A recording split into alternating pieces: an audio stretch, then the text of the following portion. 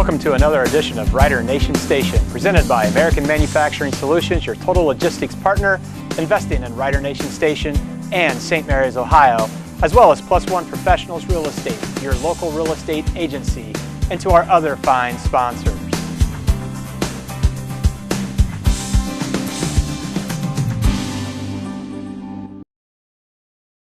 One of the most difficult aspects of life for individuals to comprehend until it happens is a 14th century proverb that reads, "All good things must come to an end."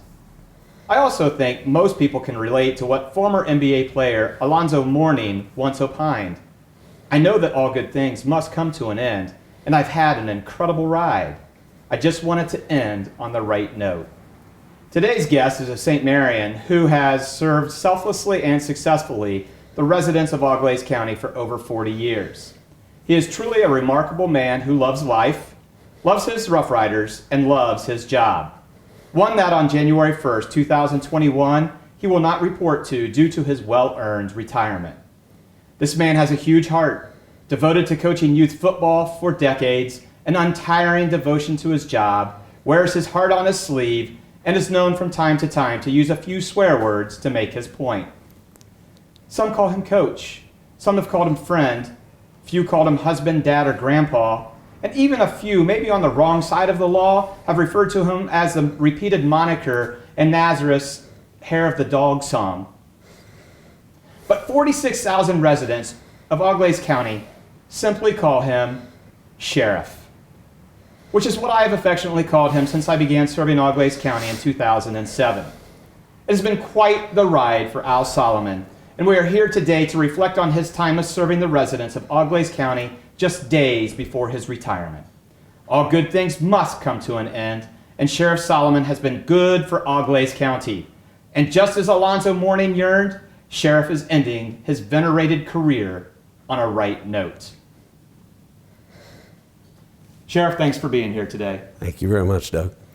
Sheriff, briefly, let's provide to the viewers just a little bit about your local history prior to getting into law enforcement. Born and raised in St. Mary's, Ohio, home of the Rough Riders. My mother and father are Martha and Bud. Most people know him by Bud. His actual first name is Grover.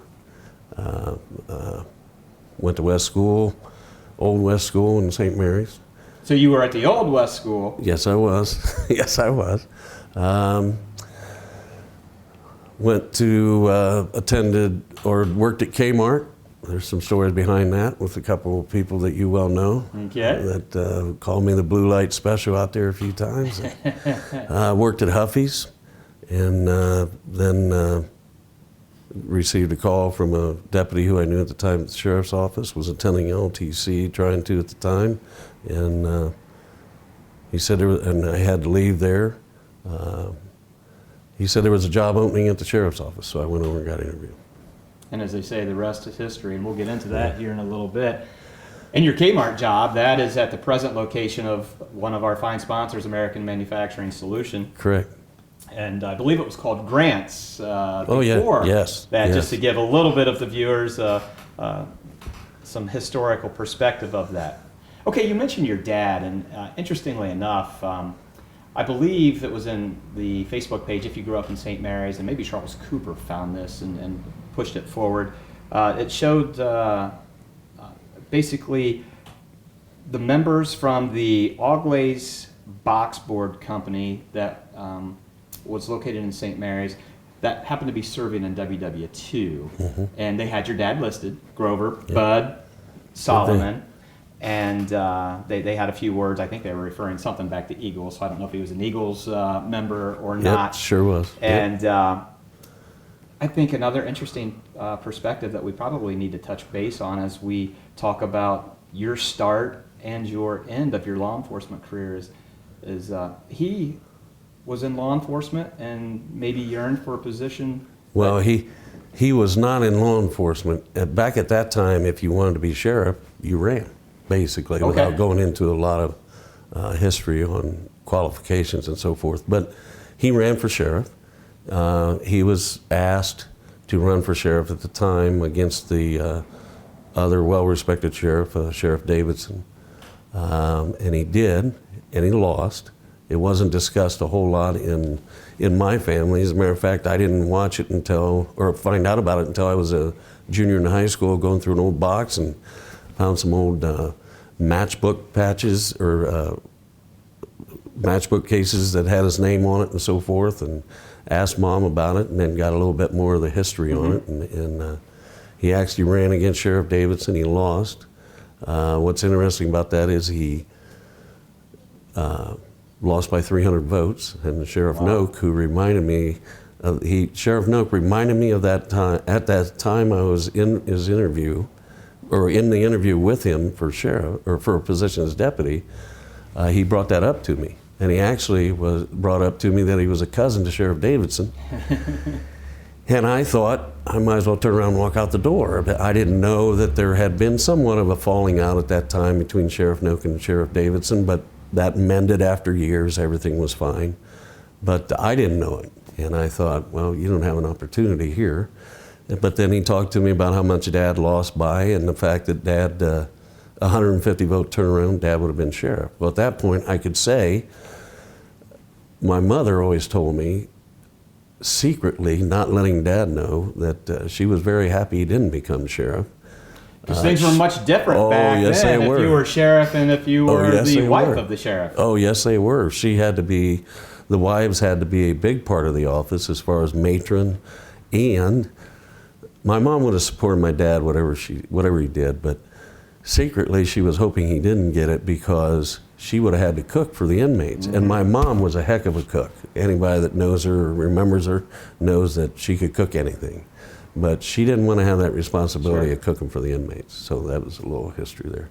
And I think it's worth noting that you've had in your office a little campaign sign of your dad. Yes, I do. Yes, I do. He was, besides Dad, just from everybody else, that my dad passed away when I was 16. So a lot of the stories that I heard, he was always a part of my life. But whenever he could, worked every day of his life, got up sick to go to work, and could see him not feeling good, and still he's got to be at work. And I learned a lot from him, so that was important to me. Excellent, excellent. Well, thanks for sharing that. In the late 70s, as you mentioned before, is when you found out that there was a job opening and that you were going to try to become a sheriff's deputy, a deputy sheriff. What training, what education did it take for you to become a deputy sheriff? And then once you answer that, how has that changed to 2020 going into 2021? Well, I can remember starting, and within the first several months you had to have firearms training, but the firearms training was only 80 hours and you could put a gun on your side. But because it was the dead of winter, since I started in January, they had to get me into this training. And the only training available at the time was in Chillicothe, Ohio. So I had to go down for 2 weeks of the firearms training, and we actually used not beer barrels, but burning barrels to keep our hands warm before we go to the line and shoot and practice and then qualify.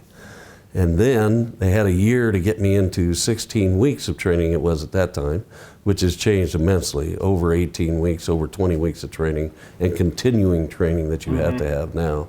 But 16 weeks, so Sheriff Noak, who I respect so much, but Sheriff Noak on a Tuesday or a Thursday told me that on the following Sunday, that coming Sunday, I would be in Columbus at the Highway Patrol Academy to take 16 straight weeks of their training. Wow. Which went down there on Sundays, had to be there by 3 or 4 o'clock, up at 6 o'clock. I come back in better shape than when I started at the sheriff's office, because they worked you and they made you, they threw a lot of good things at you, a lot of good training. But come home on Sundays, always late getting out of there because military ran, and they checked our bunks and they made sure everything was in order, and we always got out of there late no matter what. And then so get home around 8 o'clock on a Sunday evening and be back on, or Friday evening, and be back on Sunday by 3 or 4 o'clock. Could call one time a week on Wednesdays between 6 and 8. So it was So quite you were an always experience. able to make it back on the weekends, though? Yes, you could make it back. It was a short weekend. Short weekend, but you could make it back. I'll be darned. And so what type of training do youngsters have to endure today? The firearms training is much more intense. Over 18 weeks, like I say, have some kind of Ohio Peace Officers training, either at some of the very good academies we got around here. No more sponsorship too much in the areas around us. They have to complete the training. Then the biggest thing is, once they go through the training, intensive firearm driving or driver's training, law, criminal law, all of those things. Once they complete it, then the state of Ohio is very exceptional on this, I believe, because you have to pass an Ohio Peace Officers training test. And if you can't pass that, you can't be a law enforcement officer in the state of Ohio. And if you can't pass a PT test that they give for them, you can't be a law enforcement officer in the state of Ohio. All those things are good things. Yep. People come out, young men, young ladies come out a lot better out of those trainings. Excellent. What was the biggest challenge that you faced when you first started serving as a deputy sheriff? Knowing the county, and that may not seem like a big thing, but if you don't know where you're going, you're in a lot of trouble, and you don't. And those people have the right to have you there as soon as possible when there's a call, and you have to learn the county. In 1979, there's no GPS, no mapping No, systems. there's no GPS. No, you can't enter it in your phone to find the address. You got to know it. And you, as training at that time, they gave you a map, put you out in a car, and you drove around. It was very important. It was important to the point where the chief deputy or OICs or whoever was in charge at that time would call you and make sure, would test you on the locations you were at. When you rode with somebody who was breaking you in, they would test you on the locations where you were at, so you could call that in. If you got in trouble, you had to know where you were at. If somebody was hurt and they needed your help right now, you had to know where and how to get there, and what's the quickest route across the county. Which roads will get you from one end of the county to the other. Not all of them will. Yeah. And that's the important thing. Knowing the criminal law, knowing search and seizure laws, that's very important. You can't, knowing when you have to advise somebody of their rights and when you don't. Those things are all very important. Court testifying, I can go on and on. There's many things that you have to know that as a 21-year-old kid, you're not prepared for. Yep. On the job training, working with your mentors, working with those that have been ingrained in the trenches. Yep. That's how you make it work. So when you got hired on, you did your 16 weeks of training, 16 weeks. And you came back. You're dealing with all of these obstacles. Were you committed at that time, as you look back to young Al Solomon as a deputy sheriff? Were you committed to a career in law enforcement, or were you just trying to figure out what the next day was going to bring and where you were going to land? That's a very good question. I would say at the start, I knew that I wanted to be. I took some journalism courses in college, but wasn't really my cup of tea. Mm-hmm. And before I had to leave LTC, once I started taking the law enforcement training, I kind of knew that that's where I wanted to be. As far as a lifelong career, probably not. Okay. At the start. But there were some great people working over there at that time. They made it, for a guy who didn't know anything a whole lot about law enforcement. You can get all the training in the world, but you need that on-the-job experience. And there were some good deputies, good leaders at that time. Sheriff Noak, Sheriff Longsworth, Jim Walkoff, Denny White. I can go on, there was a bunch of them, and I'm afraid I'll miss some of them, but a bunch of good guys, and we were a small office at that time. Small office, but still had to handle a lot of the major things, and they were great at breaking you in with that training. And you just kind of dovetailed into the next question, but I'm going to expand it just a little bit. Do you remember any of those mentors that you just spoke of? Any sage, wise advice that they gave to you? Well, seriously, Sheriff Longsworth, I had the great availability, I guess, to break in with Chief Deputy Walkoff at the time, James Walkoff, call him Wacky, a lot of people know him at that. Sheriff Longsworth, the boss. I broke in with Sergeant White at that time, Denny White, who's now a lieutenant in our corrections division for us. But I had because of circumstances at the office, I was able to break in with all three. So I got a little piece of, I always tell the young guys now, get a little piece of the good from everybody. Right. Forget about Absolutely. the bad, but there are guys who are they can do this they do everything else very good, they do this very well. Get a piece of everything. Well, I got the best of all worlds because I got to see three of the best that we had at that time and how they treated each situation. The boss, Sheriff Longsworth, told me one time, one of the first times I rode with him, we were headed to a call, and the sheriff drove a little more faster when we were going to calls than he did when he was sheriff. I hated to get behind him on the way home, but as a deputy and as a leader, he told me when we were going to this call, and I don't remember exactly what the call was. It wasn't a life-death situation, but we were moving and we were getting there, and we had a ways to travel. And what he told me was, no matter what you think about the call, it is the most important thing to that person at the time. Absolutely. And that's the way you need to treat it. No matter what the call is, you treat them with the respect because they're the ones that have the problem for the day, not you. And I always remembered that, and I told a lot of people that. And that is good advice, and for perspective to the viewers that really haven't thought about this.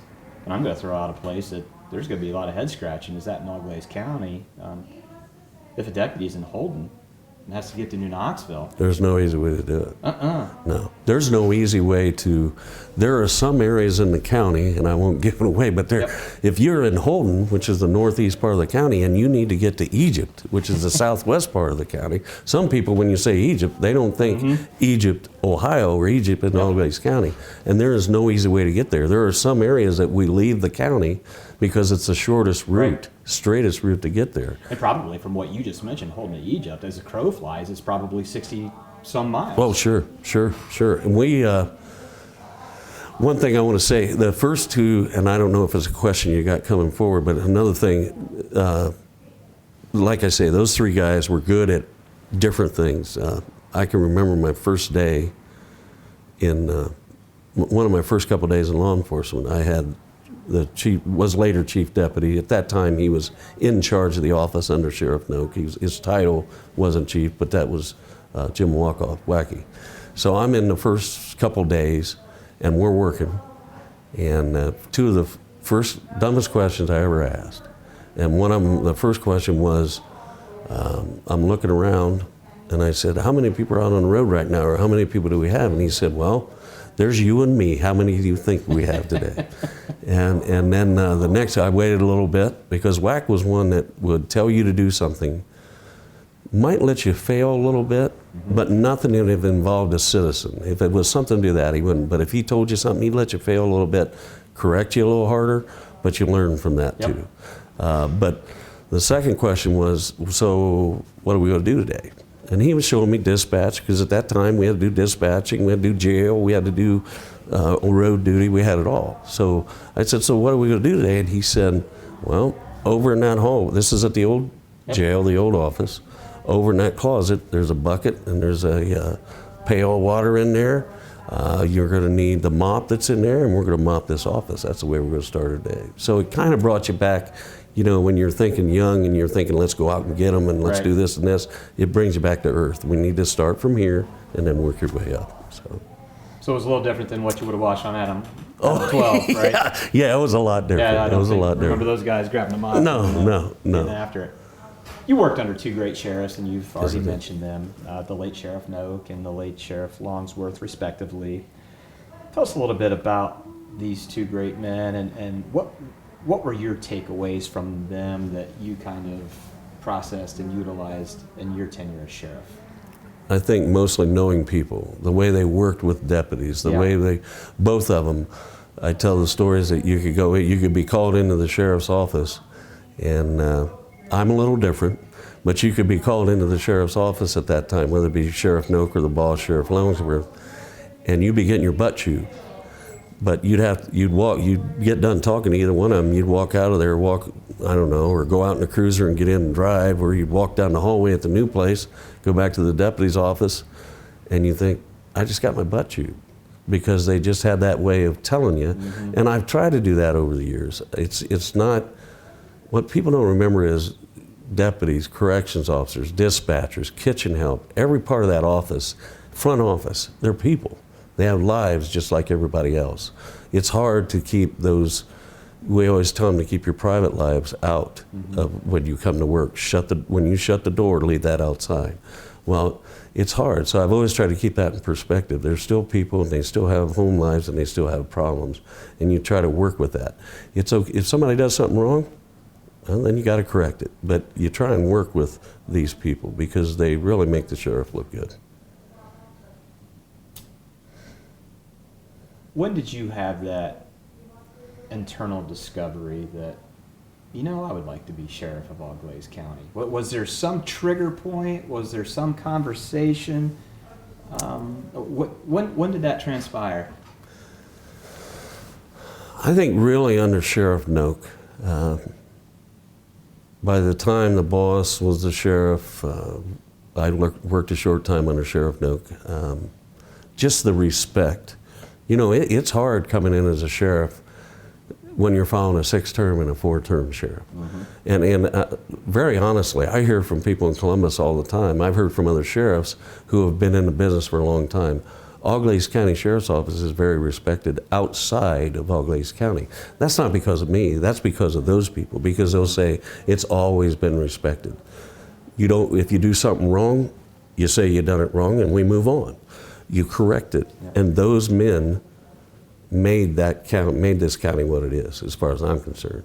And to follow that, that's tough. But I would say under Sheriff Noak, just the way he did things, the way he cared for people. I can remember being at a Sheriff Noak, we can't do it now and I'd love to do it, but he'd throw a Christmas party, New Year's Eve party every year. And if you weren't working, you had to be there. And let's just say he'd take care of you. And one night on a midnight to 8 shift, midnight to 8 was working when we were at Sheriff Noak's. And the guys, dispatch called out to the sheriff's house and said they can't hear our guys. They can't get them on the radio. Again, you had no cell phones. So we jumped in the car. We're going because those are deputies. They need help. There was a shot. The dispatchers heard shots fired, and we're going. They're our guys. And so we start out, and we were ahead of Sheriff Noak on 33. And he had a green unmarked at that time that would really move. And all at once, there was 4 or 5 of us headed out, and this green car comes flying by because he's going to be there. Those are his men, his guys. And it all turned out well. We got just outside of New Hampshire where the call was, and they called off or they answered the radio. But he was a leader. He was going to be there. Very quiet, but to the point. Sheriff Longsworth, I can remember one time coming in for a cup of coffee, or he'd come in the morning. So I was there and I was going to tell him something that happened that morning, something I thought he needed to know. And he always would come in on early, all the time. Didn't start his day at 8, he started earlier than that. He'd come in 7:15 every day. He'd walk to the coffee pot, get his cup of coffee. And his rule of thumb was, which makes sense, his rule of thumb was, if it wasn't important enough for you to call me at home, then let me get my cup of coffee first and let me sit down and then come and talk to me. Oh, door always open, which I've always kept that thing. The door is always open for any employee. But he come in and I started to tell him something and he just looked at me and said, let me get my coffee. Come to me in a little bit. Which, if you hear the whole thing, you understand why. If it wasn't important enough to call him, let him get in, get his day started, see what he needs to do, and then come and talk to him. And that's what we would say. So really, the takeaway is working under 2 great sheriffs. Absolutely. That transpires into wanting to do it. Kind of would like to do that as well. Seeing what they did, seeing how they related to people. It's seeing their relationships with the public. I mean, being sheriff's the greatest job in the world. It is. But in order to become sheriff, you have to be elected. Correct. And something totally new to you. Oh yeah. That it's not an uncontested election. Mine was contested. Yep. And so you find out, I mean, you already know how big the county is by being a deputy, but when you're campaigning, it seems to get bigger because now you got to try to get the outreach to as many people as possible. So what was it like campaigning for the first? I'm not much of a, people will tell you that, some people joke around with me that I am, but I'm not a real big political guy. You can't run a sheriff's office and be a Republican or a Democrat or an independent. You can't do that because you're serving all the public. Yep. You're not serving one faction. That's rule number 1. In my book, you serve the entire public. But running for sheriff and not having that experience, having family at that time, support, kids support of St. Mary's. Oh my God, unbelievable support of St. Mary's. The gentleman I was running against, we get along right now. He just called me the other day and we're going out for coffee after I retire here and stuff. But he wanted the job just like I did. Right. Well known in Wapak. I knew Wapak, but didn't know it that well. Beat those bushes, get out and walk, knock on the door, tell people what you know, what you're about. I mean, that's tough. Yeah. You've been through it. You know. And all the It's while, tough. you've got a job to do. Yeah, I'm there. I've got to do what I need to do at the office as a sergeant or captain in the last couple of years here before I became sheriff. Can't let that influence anything. Can't take the office outside to run for election. And one thing I remember, Sheriff Longsworth said, if anybody wants to beat up on me, let them beat up on me.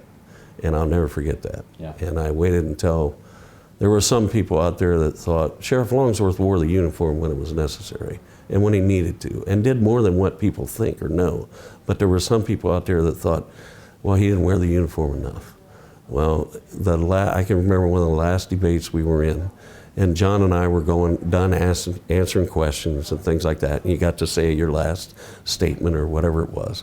And I made a point of pointing out it's not the uniform that makes a man, and Sheriff Longsworth is a man that should be respected as leading a sheriff. So, and then I come into work Monday and he said, what did you say that for? And I said, well, I felt it was necessary. I felt it needed done. I mean, but it was, I'm telling you, it was an unbelievable experience. Yeah. Politics, as you well know, is unbelievable experience. And in your job, you serve the public, and you know every day that there may be, that's what I say about law enforcement and politics. Every day you get a question or you get a situation in law enforcement that has never happened before. That's why I tell young people, you want a job that you experience something different every day. That's why you want to be in law enforcement, because a different question, a different situation every day. And always be prepared each day. There's good There's and there's bad. Yes, you don't sir. know when it's coming. Nope. And you always don't. be prepared for You it. don't. You know. So you win that election November of 2004, and December 22nd when you actually do the first swearing in as an elected official. To this day, I can remember my swearing in to a T, everybody who was there, and just how neat of an experience it was. Then every subsequent swearing in, I always ask myself, did I actually find a judge and get sworn in? I know. What do you remember about that first swearing in on December 22nd? Oh, being nervous. I had all three judges at the time as a part of the swear-in. Oh, nice. So that would have been Judge Peppel, Judge Spies, Judge Herman. Yeah. Very nice. I respected them all.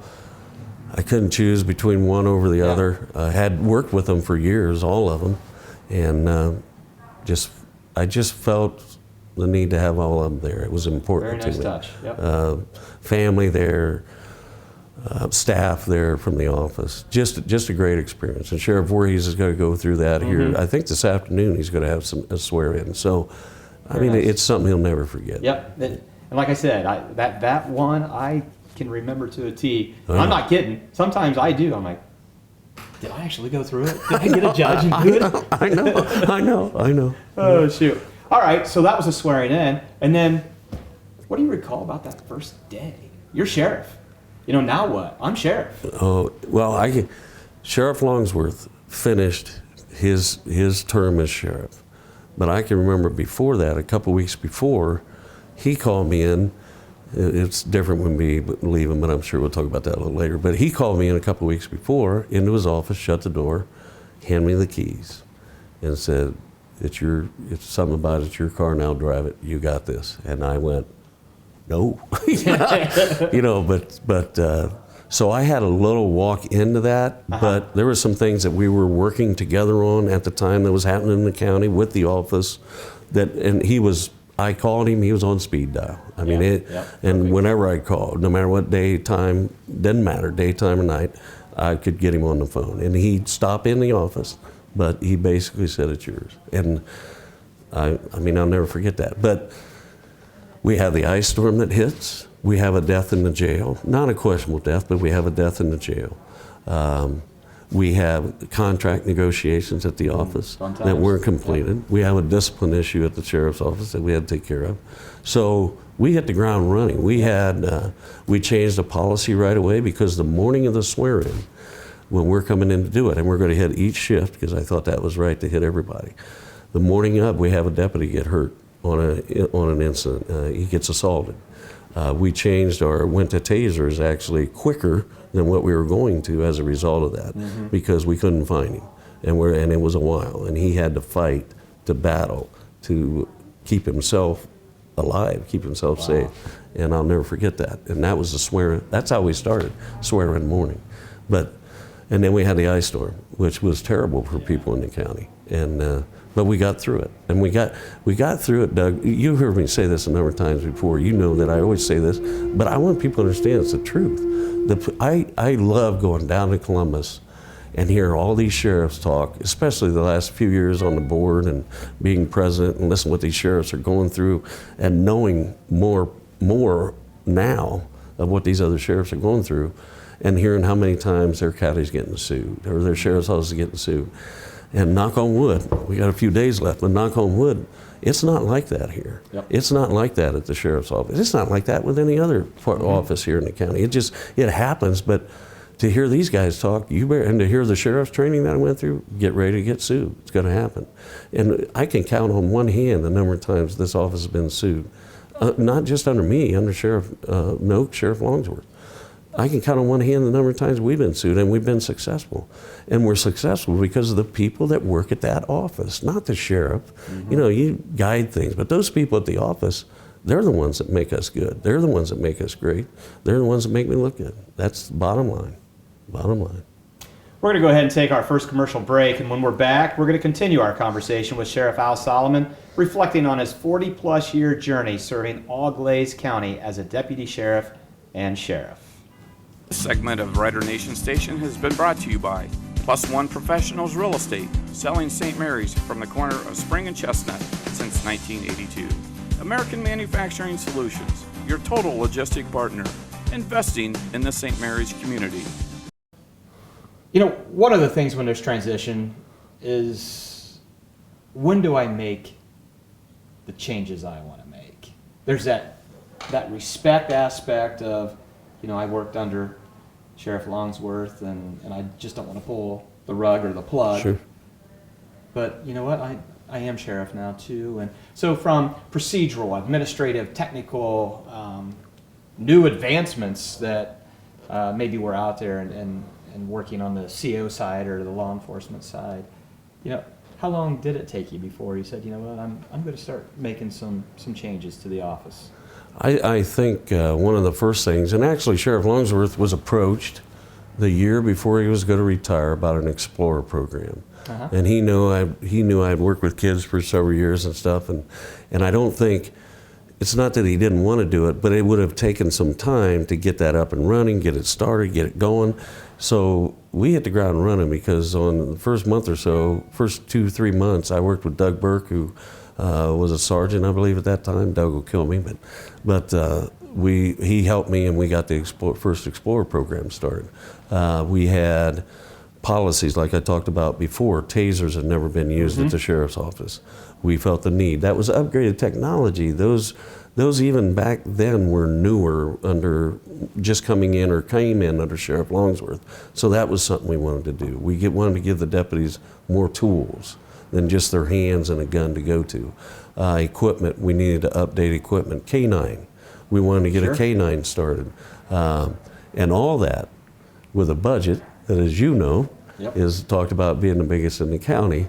But the commissioners back at that time worked with us. I mean, it really did, and always have, but worked with us to knowing here's a new sheriff asking for everything, right, but knowing that, understanding that we wanted to do the things that we wanted to do, and helping us get that going. It might have taken a year or two to get some things started, but we were able to do that, and that.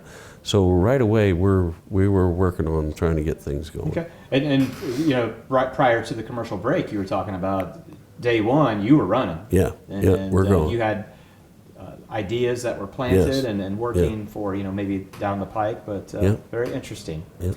very few men have, in Auglaize County's 172-year history, and to this point it's only been men that have been That's sheriff, true. have held the office of sheriff. Therefore, most people really have hardly any clue what a typical day as sheriff is, and I know that typical isn't going to be typical from one day to the next, from 1 hour to the next hour. No. So kind of guide us what a day is like as a sheriff. I'm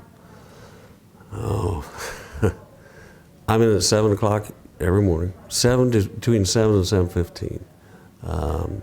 I like that because it's quiet in the office. Guys are out on the road. Dispatch is there, but that's separate from the front office area, admin area. And if there's things I need to get done, I can get them done. If there's paperwork that needs done, I have an open door policy, so anybody can come in the door at any time. I'll never stop them. So, but that's an interruption. If I get in there at 7, I usually am out of there 4:30 or 5 in the afternoon, usually on a good day. But if the commissioners call at 4:15, I'm there to answer. Because their day is long too, not just mine. So, and between 4 and 5, I try to stay for briefings. Some of that over the last year, because of all of this over the last year, being president of BSSA, has kind of went sideways, because there's evenings that I normally would be at home with Leslie, and I'm not, because I'm in Columbus. And I think, as we mentioned earlier, with whatever aspect, be prepared for good and be prepared for bad. Oh yeah. Because you don't know when one you don't is know. going to hit, and they may hit at the same time. Sure. We can be standing in a briefing, and we can be passing information on from one shift to the next, and talking about not about the people that are involved in the call, but maybe just a funny call and what happened. And the phone will ring, it'll be dispatch calling back, and they'll say, we've got a suicide, we've got a homicide, we can't get a hold of this deputy, he's out on this, we've got an injury crash on 75. And it goes from, and that's kind of the way, in a lesser scale, I'm gonna say, it's kind of the way the sheriff's day goes. Because I can think, and I found out a long time ago, if I have stuff left on my desk today, try not to push that back till tomorrow, because when you think you're going to get it done tomorrow, it isn't going to happen. Yep. Something goes haywire. Somebody wants to talk to you, and that's okay. That's all right. That's your job. You serve the public, but try to stay ahead of the game instead of behind. Try to stay the head of the sticks instead of behind the sticks. And probably people may not know that, yes, you're dealing with your deputies, you're dealing with your correction officers, you're dealing with your dispatchers, you're dealing with people who aren't abiding by the law, people who are abiding by the law, dealing with courthouse interactions. But then you also are dealing with HVAC. Yeah. You're dealing with computer IT issues. You're dealing with things that Piping issues that everybody knows in the county. I think if I talk about our piping and our sewage issues at the jail. 16-year-old cast iron. That should have worked. We forever. both know should have worked forever. So, I mean, you just have a little bit of everything that you have to contend with as the sheriff. And it's a 24/7, 365-day operation that doesn't take a holiday. Yes, and people don't understand that. I mean, and rightfully so. Until you are the sheriff, you don't even being a deputy there. Until you are the sheriff, you don't understand that. I'll miss this. I really will. But I'll miss people that I know or people that I don't know. Usually people I know if they call the office. But my phone number's always been listed in the book, home phone. But there's people out there who have my cell phone number, and they'll call me with a question, and it'll be 9:30 at night, and I'm watching Monday Night Football or something like that, and I'm going to answer that call because you are the sheriff, and you're not sheriff from 8 to 4. You're sheriff all the time. So, and I might not miss some of the calls, but I'll miss a lot of them. Yeah. I mean, because it's all about helping people. I remember telling Sheriff Noak, and guys and gals still come into my office today when they want a job. And when I hear that, it's not I really think if they come in and tell me that, I think there's something in them that really wants to help somebody. And that's what, if you don't have that in your blood, don't come to law enforcement. Because if you're in there to write tickets, don't come. Right. If you're in there to make a name for yourself on stolen cars, don't come. Because law enforcement should still be about helping people. That's what you do. When you go to a call as a deputy, I can remember leaving calls, and the guys go through it now, and we all go through it. Leaving calls, and you had to handle the call this way. And you might not agree with it, you might not, but by law, you had to handle it this way. And this had to be done this way. And there was times when somebody would look at you in the face and say something to you, and you'd be saying, yep, and you know they're lying. You know they're lying to you. But because of the law, you're handling things this way. I'm kind of getting off track here, but I think it's important that you are in there to help people. Your job doesn't stop. It's a lifestyle. It's not a job. Law enforcement is a lifestyle. Being sheriff is a lifestyle. It's not a job. You don't know when you're going to come in.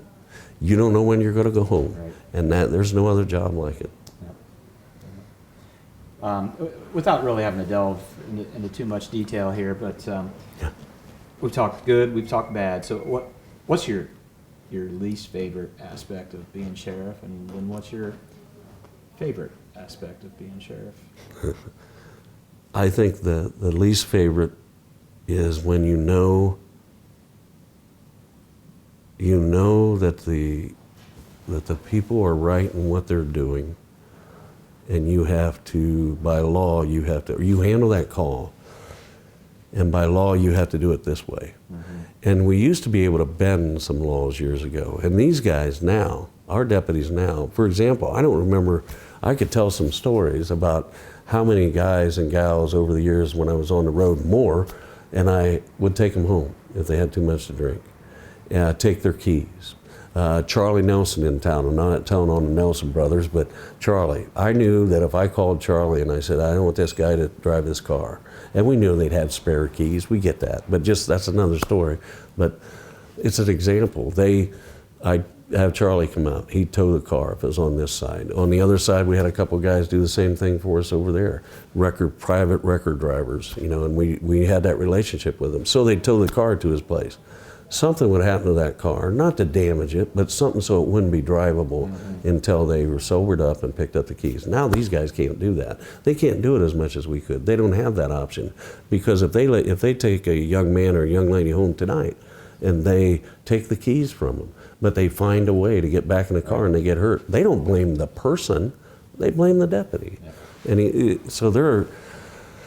I don't know, there's just a lot of things that are different that have changed over the years. And I know we got off track on your question.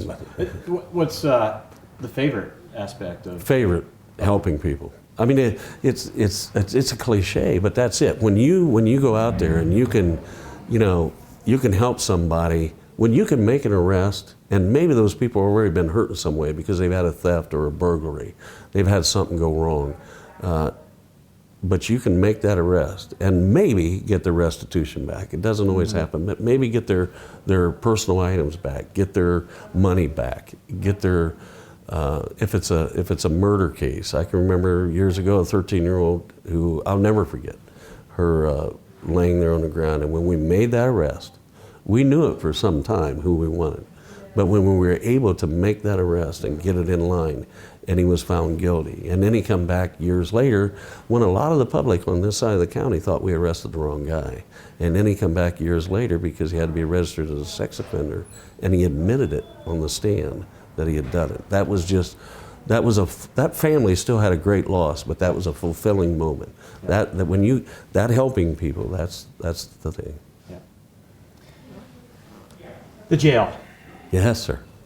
There's got to be quite a few interesting stories out of the is. jail, and probably an aspect that people tend to not think about, that the sheriff is responsible for that 24/7, 365 operation there, and things can get quite expensive taking care of the inmates that are there, and things can go wrong. We mentioned the sanitary pipes that went wrong. And, but what's it like running the jail? It's not It's not quite like Andy and No, Mayberry. no, these- where Otis just comes no. in and puts himself in and takes himself out.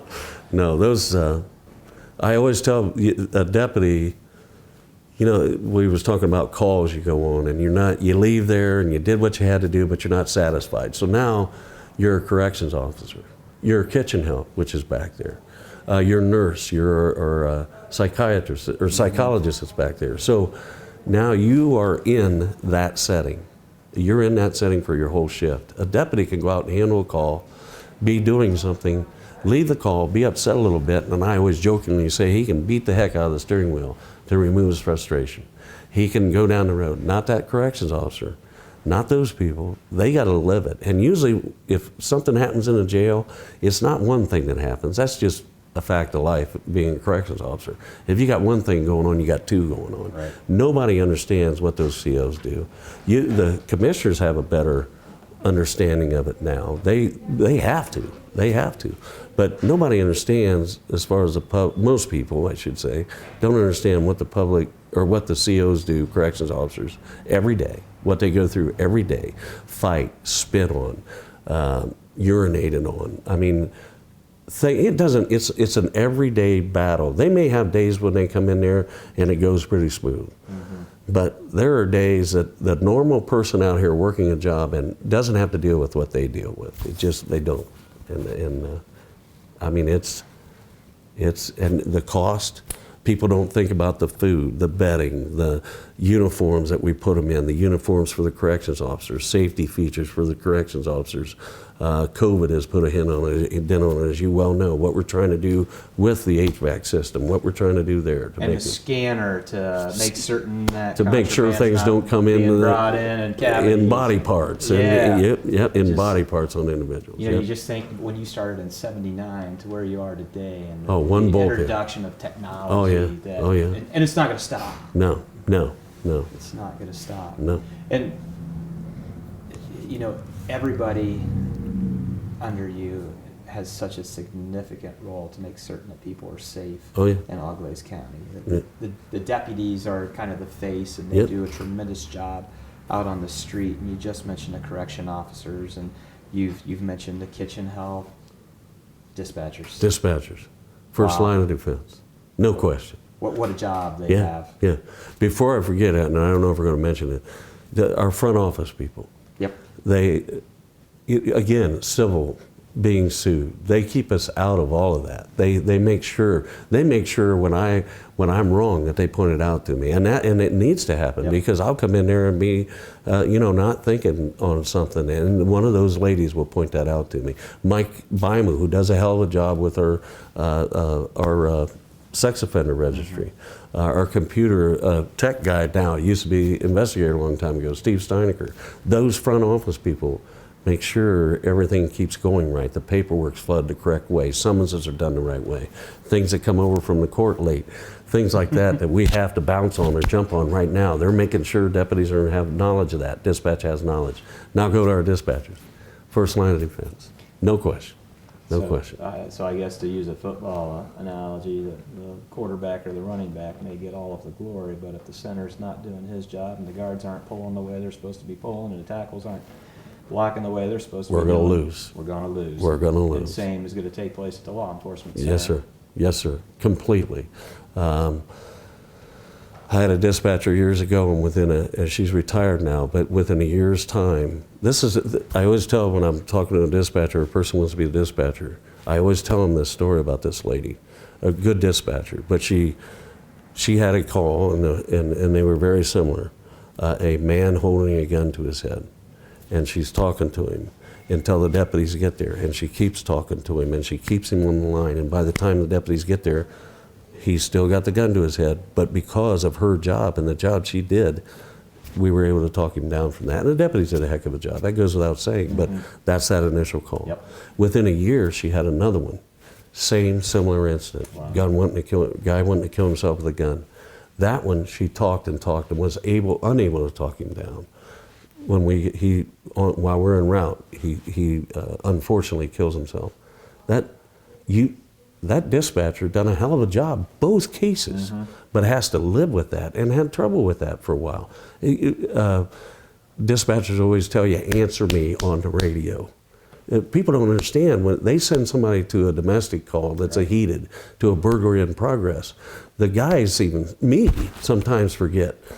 You're the lifeline. Right. They're your lifeline. And when you don't answer them, that has an effect on them, because now they got to start thinking about other things. And the first thing they think about is the officer, deputy's safety. And is he okay? You know, the shooting incidents we've had, unfortunately, over the years. Dispatch has done a hell of a job on every one of those, without question, every one of them. I mean, check me out. I mean, the investigations that were done, our dispatchers were spot on those. That's your lifeline. I mean, that whole office working together, you know, I'll take credit for it, probably sitting around a coffee shop here in about 3 years, but, you know, I'll brag about it, but it's them. It's always been them. It's true. Yep. Great teamwork there that's identified by the sheriff, and I think the residents of Auglaize County can identify that as well. That's what makes a good, solid team. I know one of the things that you're proud about that you implemented is the Citizens Academy. Oh, yeah. Where did that idea come about? And then talk to folks that maybe aren't familiar with the Citizens Academy. Actually, I had heard about it through emails, heard through BSSA, because BSSA is flooding you with all kinds of ideas all the time. But I'd heard about it actually through an email come from the National Sheriff's Association, from another state. This police chief actually had passed the information on to the National Sheriff's Association. They flood the sheriffs with information, ideas. So I hear about it then, go down to one of the monthly meetings at BSSA, we start talking about it. There were some who had already formed it. You know, some sheriffs had them, some police chiefs had them. So they're talking about it. You got to set it up for your office and the size of your office. Very nervous the first time we did it, because I didn't know how it was going to go. We were taking a chance, because we got the public coming in there, and as you well know, you've attended it.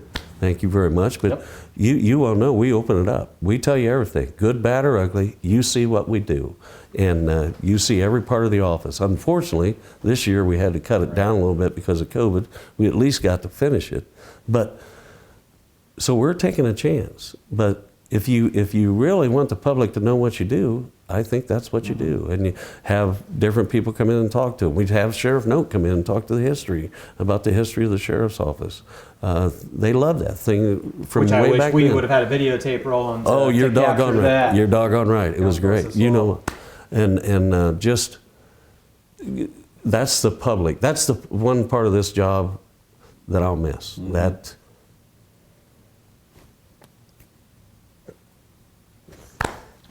As mentioned in the introduction, he's got a big heart and loves dealing with the public. And, you know, I think the sheriff's identified several times that he definitely is going to miss that part. And Sheriff, the Citizens Academy was a wonderful program, and it was difficult for me to get into it earlier because of the kids' functions that went on, and I finally was able to get into it, wanted to get into it before you left. And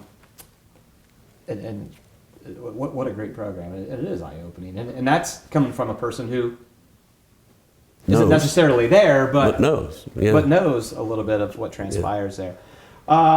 Let's talk quickly about your peers throughout the state when they said, you know what, blessing or curse, you decide, but you're going to be the president of the Buckeye State Sheriff's Association. Okay, so we're out of training over a year ago. I know I'm going to retire. They know I'm going to retire. And there's Sheriff Matt Lutz from Muskegon County. I always jokingly call him Animal Killer. I hope he gets this, because he's the sheriff in Muskegon that dealt with the gentleman who turned all of his wild animals loose. He was going to be criticized, and then the gentleman, and I can't think of his name, and I'm not going to give him. Thank you. Jack Hanna came in and supported everything the sheriff did. So him and I might as well come in together. We get along great, and he's president. And I'm at a training actually down in his county, and it's on school safety. So I'm down there at this training, and we go out after the training, get a bite to eat, and he says, I think you should be president. And I said, no, I don't want to step in anybody's way. And because there are steps, you earn the right to be there. There's chairs, and I'd have retired at being second vice president. Very happy with that. Been on the board for a number of years, enjoyed it, enjoyed the relationships. Everything was fine. And he said, and we just left it that evening with, no, I'm good. I appreciate it very much, but it's okay. So fast forward, we do a training a month. There's 3 mandated trainings a year that the sheriff should go to, and most of them do. Some of them only hit their basics, but you should attend all these mandated trainings. So we're at that training, and there's a lot of board members there. We were sheriffs, and they're taking the training too. And it's a big room down at one of the motels in Columbus. And this was before COVID. So they're back in the back of the room, and I just kind of look back while the speaker's talking, and I see all these board members go back there, and I'm not one of them. And you're not one of them. And I'm thinking, what's going on here, So either Matt or Keith from Hardin County, Sheriff Keith from over there, one of them calls me back and says we've got we've got a proposal, but there was a direct proposal from these other sheriffs that we've decided, and you're going to move up as president. And what a lot of people don't know is there was 2 sheriffs waiting. The way the steps are, they very good sheriffs, Sheriff Stameti and Keith, Sheriff Keith from Hardin County, Sheriff Everhart. I always call him Keith. So, but they were actually in steps ahead of me. They should have been president, vice president, and they took a step back. And you never know what's going to happen when you're the sheriff. So for them to do that is pretty outstanding. And for Matt to do that as president, to ruffle the board a little bit and to move that in. Now what they didn't know is, and they've jokingly apologized over time, Sheriff Gray and I, who's been a past president a few years ago, but he's, they've all kidded me a little bit about we didn't know where you were going to walk into, having the COVID and the extra meetings because of that, and just limited things that you could do, and much more pressing things that needed to take care of. But you know what? It was enjoyable.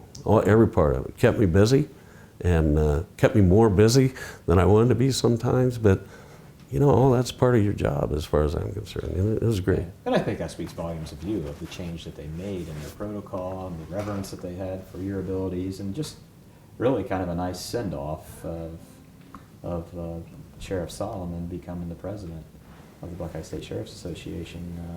Well, it wasn't quite your turn yet, but they made it your turn. They made it my turn. So I remember getting, right before it was going to happen, a quick little text from the county administrator in August of 2019 that said, Sheriff's going to hold a press conference. And the news was a little bit shocking to me. And it was when you were announcing that you were not going to be seeking another 4-year term, and that you were indeed going to retire at the conclusion of this term, this current term. Talk to us about your decision not to run, as well as that press conference. Talking to my lovely wife, Leslie, we had decided sometime before that, not to go into that, but we had decided sometime before that this was going to be my last term. You well know, because I think I've told you the story about talking to Sheriff Noak a term back, if I say that right, and I knew this because he had told me, and it's the right thing to do. He had told me before that if the people put you in for 4 years, you owe them for 4 years. Because I'd seen other sheriffs along the way, good sheriffs, but they have wanted somebody who they felt would be the next sheriff, be a good sheriff. They'd want to put him in, and they retire 2 years into their term. And when Sheriff Noak reminded me of that, it's the right thing. People put you in for 4 years. My belief is you owe them 4 years. So that wasn't going to happen. That was off the board a few years ago. Thought I was going to retire a few years ago. Thought I'd stay another term. My life changed. I have a lovely wife who you well know, and just... They always say, you know when it's time. Yes, very supportive, and we sat down a long time ago, and you know when it's time, exactly. And so then we get to the press conference, and I love press conferences. I don't really like to do that. We do a lot of press releases or something, but I took a page from my good friend to the west in Mercer County, Sheriff Gray, because he likes a press conference, and I won't say what I usually say about his wanting to do it so much, but he likes to do press conferences. And there is one good thing about it. You get it out, you get it done, and usually there isn't too many, there was a few questions, but usually it's done and it's out and everybody knows it. And I just thought, there's a lot of questions out there. If you're going to run, if you're not going to run, support, huge support at the fair, and can't tell them, because that's the political side of this that I hate. You can't tell people that you're going to leave and knowing you're going to leave. And it just, let's go. Let's get it done. Let's make the commitment and do it. So. This podcast is being taped December 28th, 2020. Your last day of sheriff is December 31st at 11:59, I think is what the prosecutor, Ed Pierce, always wants it to be noted. These last couple days, have to be a lot of self-reflection and has to be humbling, knowing that the voters of Auglaize County wanted you for the 4 terms that you served, and that you served them well. And what do you want to accomplish in these last handful of days? Finishing up. Make sure things are finished, at least to the point we can. Sheriff-elect Voorhees was in today. He'll be in tomorrow. He's been in a few times over the last month or so, making sure that transition goes as smooth as can be. In other counties, sometimes that don't happen. Right. That's not healthy for anybody. It's the sheriff's office, whoever the sheriff is. So we're working on that. Paperwork, things need to be done. Getting through all of that. Making sure that I consciously try to talk to as many employees as I can see, relaying what they meant to me.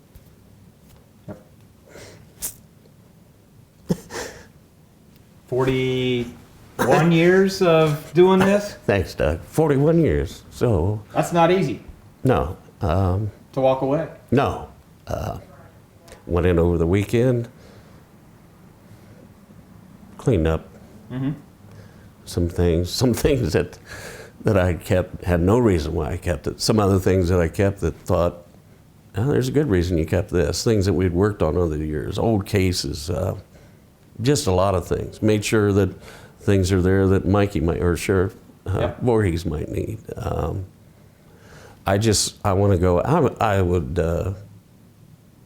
don't get to jump in a cruiser as much as I used to, and as much as I like to. Every once in a while, I'll back up the guys on a call, and that's the funnest time I have. Not that, like I said, being sheriff is the best job in the world. It is, with some of the headaches, but it's been the best job in the world.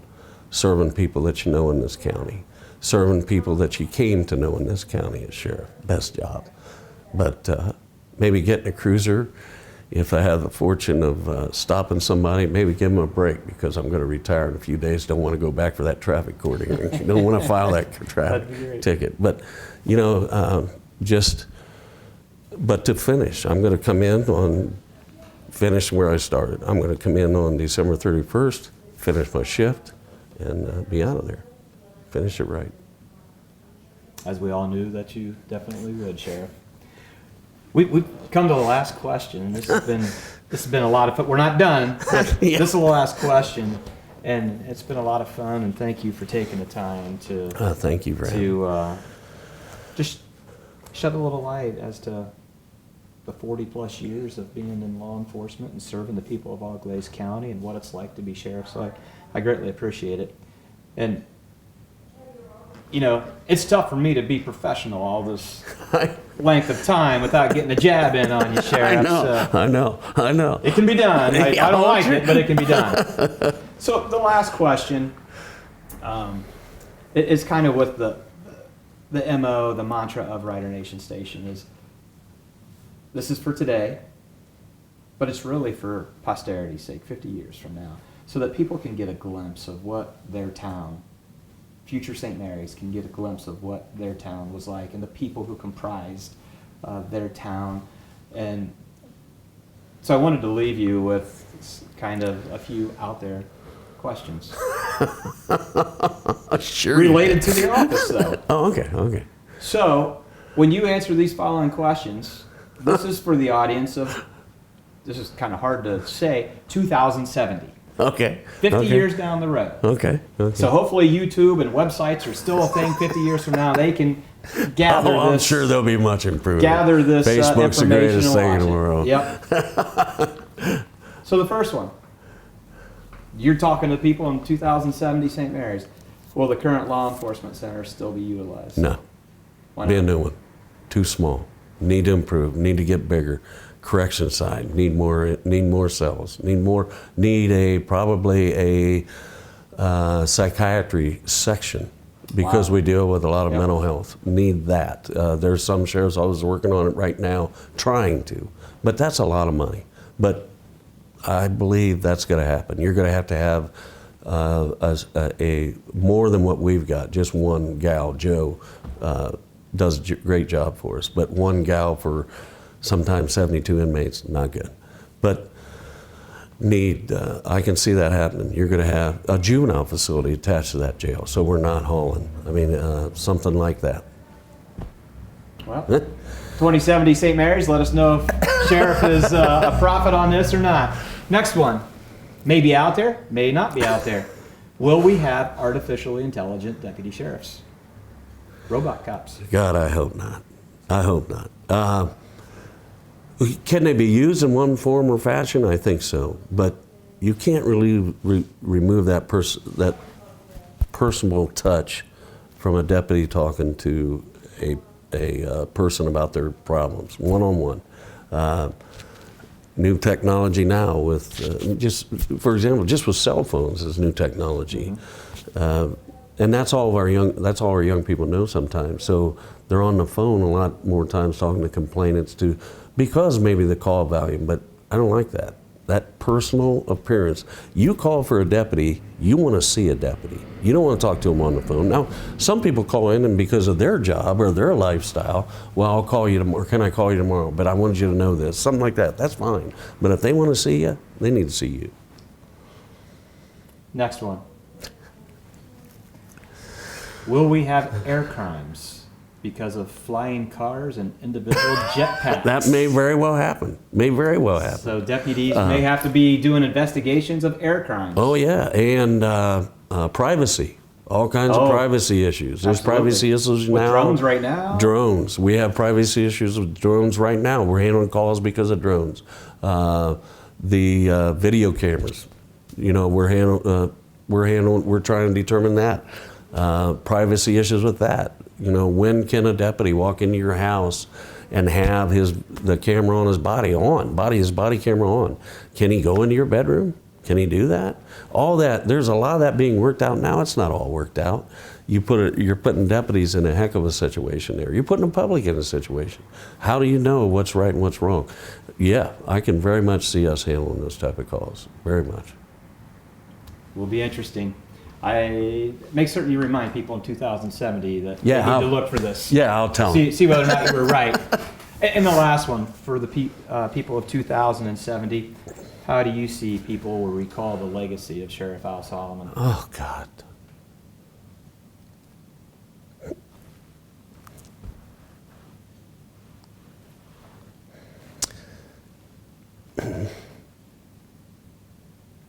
Tough but good question. Wow. I want to know that we were fair, that we made that call the most important call to us, that we did, that we did things right. We respected people's rights, and we still got the job done, and that I love them all.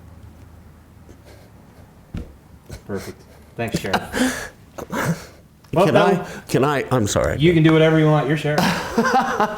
The support I've got from my family over the years. If I could tell one story, and I don't mean to bore people, but my brother lives out in where Sheriff Joe, the county out in Arizona? Yeah, in Arizona.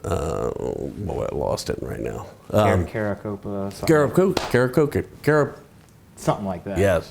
Anyhow, hard-nosed sheriff, right? So I become sheriff first term. He lives in his county. He's putting inmates in tents, walking them down the street in pink underwear. Yep. But making, and then using those pink underwear, which a lot of people don't know, for sales, to raise money to benefit other people. I mean, that's the kind of person he was. Some people just see him as hard-nosed. But my brother would always call me and say, why don't you do what Sheriff Joe does? He's doing this. And I'd say, well, you know, for putting inmates in tents, in the first place, Sheriff Joe has a staff of attorneys to defend his civil suits. It's not a good thing for the county to be sued, and the sheriff's responsible for that. So I'd tell him that, and then he'd rib me about this and that. And he sent me, I got a photograph of, or I got actual underwear with Sheriff Joe's signature on it that I have framed in my office, and that he sent me, that my brother sent me. So he calls me one time, he said, did you know that Sheriff Joe took ESPN and Fox Sports or something like that, HBO, away from their inmates? And I said, well, we're fair to the inmates, and we give them some things, but they've never had HBO, ESPN, and all those things. They get the 13 basic channels. We want them to be rehabilitated. We want them to fix their problem and get out. Right. So we don't make it that easy on them. So that's one thing. But my family, the support over the years, from all of them, walking in, being at the fair, walking in parades, just anything you can do. Leslie, been tougher on her over the last 4 years than, because she put up with me, and great.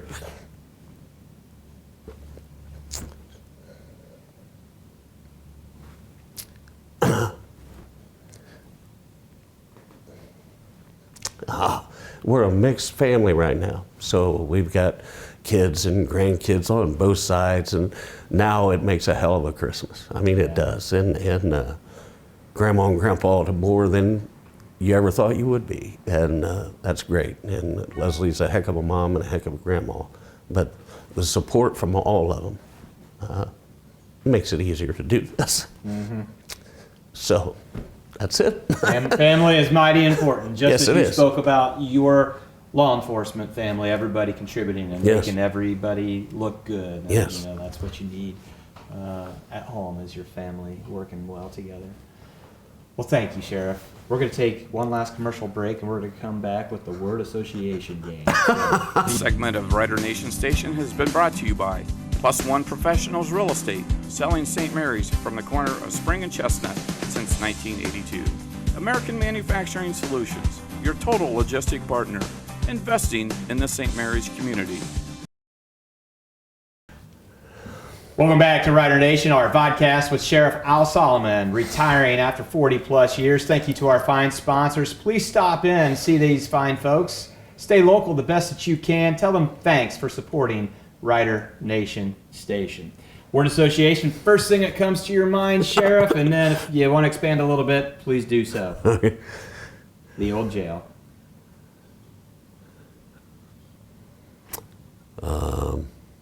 Boy, the old jail. Tough.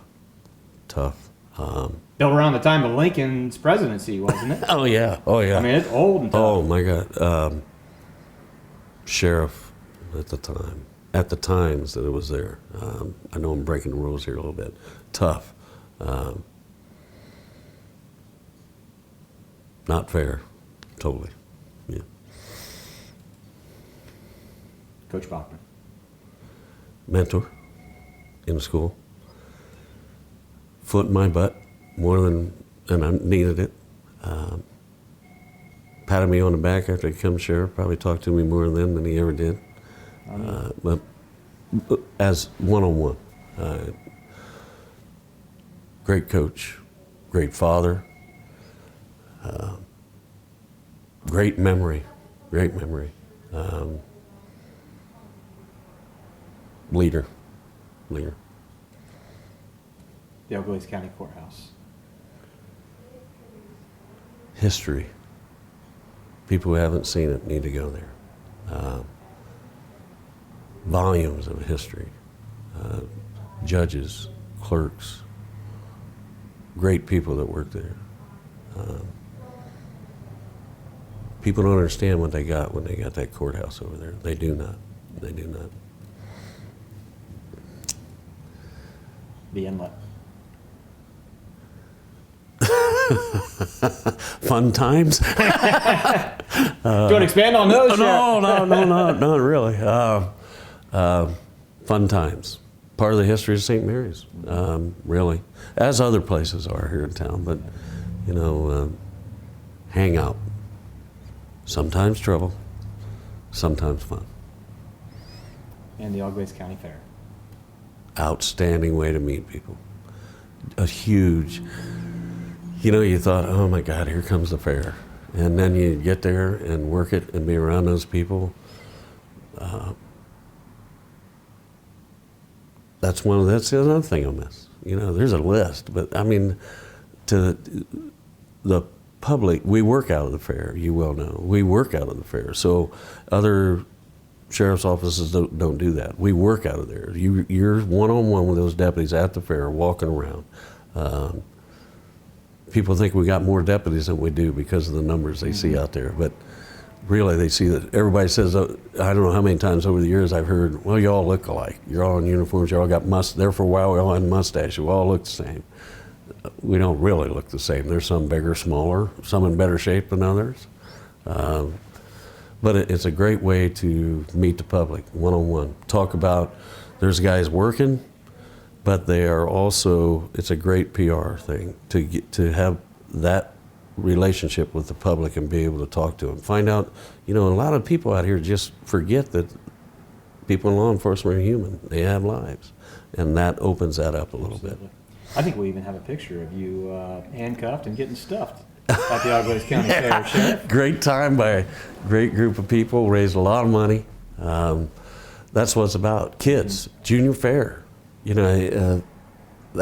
People should remember that. That fair is about, there's horse racing, that's a lot of fun. There's a lot of other things that go on. There's horse shows, there's cattle shows, hog shows, chicken, geese, whatever you can think of, it's all there. But it's all about those kids. And they at least this past year, everybody got some sense of the fair, some sense of it. Right. Not the way we want it to be, surely not the way I wanted it to be, but they need to keep that going. At least we got something. Yes. Yeah. All righty. Thank you. Any last words before we close, Sheriff? Thank you for doing this. Thank you for the opportunity. Thank the commissioners. And I know you're sitting here, but I'd say it if you weren't here, for the work over the years. No politics ever involved. Mm-hmm. Never. And working with the sheriff's office, working with me. Listen to me come over and whine about things and what we needed.